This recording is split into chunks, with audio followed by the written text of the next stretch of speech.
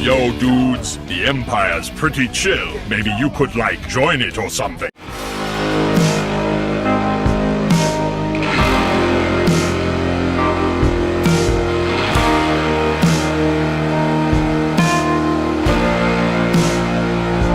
Hey everyone, Lucamus Prime here, so it is time for the next episode of Movie That Didn't Need a Sequel. Now, in today's video, guys, I want to cover this time an example of a comic book adaptation which is based on a graphic novel of the same name by Frank Miller. And this is a film released in 2005, which, in my opinion, did not need sequels, which, of course, is none other than 2005's Sin City. So, if you guys wonder what do I think of Sin City, well, I love Sin City. This is definitely one of the best movies I've seen from 2005, and has a really great cast of actors in this, and it does a really good job faithfully recreating, of course, the comics by Frank Miller, with lots of stories intertwined in this movie, and this film was definitely, you know, a blast to watch, and was definitely a lot of fun, and it was definitely, you know, a very unique film I've seen as well, because unlike many comic book movies I've seen, this one, of course, was shot entirely in black and white, and it was definitely, you know, a nice detail there, really, and it was definitely, you know, a really great to watch. And if you're wondering which version I prefer, guys, I personally prefer, of course, the unrated version, which, of course, is in this Blu-ray box I have here, so it, of course, includes the regular version here from the theatres, and, of course, here's the unrated version, which is extended and recut, so, yeah.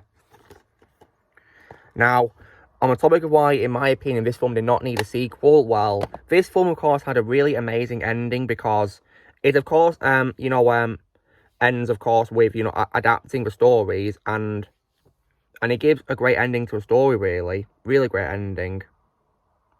So it was definitely, you know, a lot of fun to watch, and had a great ending. It ends, of course, with Dwight McCarthy and also Gale, of course, taking down their enemies, and it's definitely a very satisfying moment when, of course, the enemies get taken down like that. Of course, yeah, very satisfying, the villains, and with lots of great acts in this, you know, like, of course, like, Rosario Dawson is great as Gale, and so is Jessica Alba as Nancy, and among many others too, like Powers Boone, may rest in peace, as Senator Ethan Rourke, and among many others too, and also the legendary Michael Clark Duncan, may rest in peace, as Manute as well, and among, like, a big, great cast of actors, and also Bruce Willis as Detective John Hartigan, one of my favourite roles of Bruce Willis.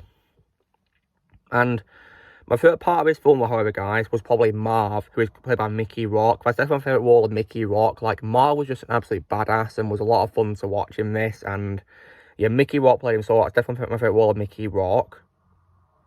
And, yeah, this film was definitely really great, and it had a really great ending, which didn't have any sequels at all.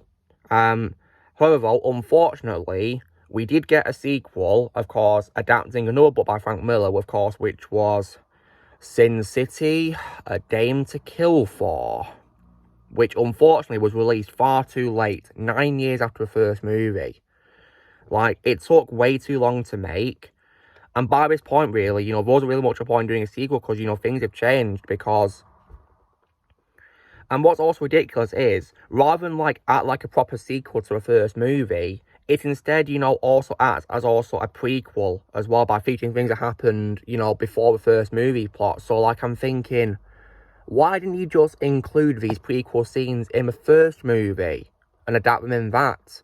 I think it would have probably been much better if they were included in the first movie, because, yeah, it doesn't really feel like a proper sequel at all. It just feels like an extended version of the first movie.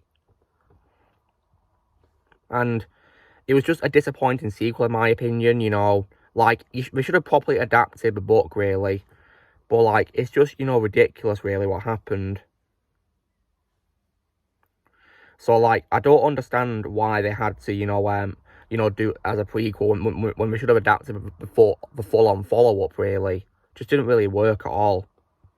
And also, when it comes to a cast as well, while I did, of course, love Marv in a movie still, probably Mickey Rourke once again, unfortunately, because of the long wait for this movie, I could tell when watching the film that Mickey Rourke, of course, has aged in the years since the first movie.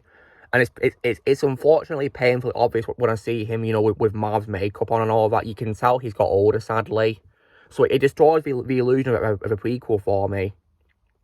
And also, another reason why I also hated the idea of doing a prequel is also because, unfortunately, they included Manute in the film, but due to Michael Clarke Duncan passing away, they recasted him with Dennis Haysbert playing Manute. Now, while I like Dennis Haysbert in several roles, guys, in my opinion, he was a miscast as Manute because, you know, I feel that he was weak in comparison to Michael Clarke Duncan, not as intimidating, in my opinion, as Michael was to me. You know, I think Michael Clarke Duncan was far better, and because Michael unfortunately passed away, you know, before this film came out, they should have probably not included Manute in the story. This is why I wish they didn't adapt what came before the first movie, and they should have done it in the first movie when they made that in 2005, but no, they didn't do that, did they? I mean, they didn't include Brittany Murphy's character in the sequel because she, of course, passed away. Rest in peace, Brittany. So why don't we do the same with Michael Clarke Duncan's character? Yeah, that didn't work at all for me. I was not happy about this. So yeah, but for what it's worth, the sequel did have, you know, its decent moments, you know, from several, you know, good performances in this from the cast. I said Mickey Rourke was good in this, and this was unfortunately Powers Booth's final film role, rest in peace, and he was good with what he was given in this movie. Jessica Alba was also good as well, so was Rosario Dawson as well, and Bruce Willis as well appeared as well. But yeah, unfortunately though, this sequel in my opinion was disappointing compared to the first movie, and in my opinion was not needed because the first one had an amazing ending, of course, that was done. Like, so, yeah, because, I mean, Frank Miller, of course, directed the first movie alongside Robert Rodriguez, so it's clear that he, of course, wanted, you know, the first one to have a great closure ending, so I don't see the point in doing a sequel to it at all, really. So, based on how he directed the first movie, it's clear that he wasn't wanting to set up any sequels, so they shouldn't have, you know, done a second movie. The second film was disappointing, and I don't own it, and I don't think I will own it. So, yeah, so long story short, guys, in my opinion, Sin City is an example of a film that did not need a sequel, and I will only ever own the original movie, you know, it's both its theatrical version and the uncut version on Blu-ray, like I have here, which I got from HMV. I will, however, not own the sequel because I don't see a point in owning the sequel. I don't think I will own it, so yeah, because it's disappointing in comparison to the amazing first movie, because I gave the first movie a full-blown 10 out of 10, guys, but I give it the sequel 6 out of 10 because I think it was disappointing and mediocre compared to the amazing first movie. Because, yeah, like, because it doesn't really feel like a proper sequel at all, in my opinion, because how disappointing it is.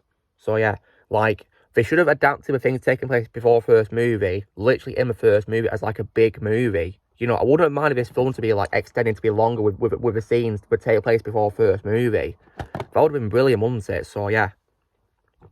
But all I can say, though, guys, is that in my opinion, Sin City was better off on its own, in my opinion, in terms of movie territory. So, guys, this me doing the next episode of Movie Didn't Need a Sequel, I was saying why, in my opinion, Sin City from 2005 did not need a sequel. So, you know, drill, guys, be sure to give this video a like. Also, be sure to, as well in the comments, what you guys think of Sin City. Do you need a sequel? Let me comment below what you think. Also, be sure to join Team Prime by pressing subscribe with videos coming in the future. If you would like to be a member, you can join if you're using a PC Labs or you can subscription. And I'll see you all later.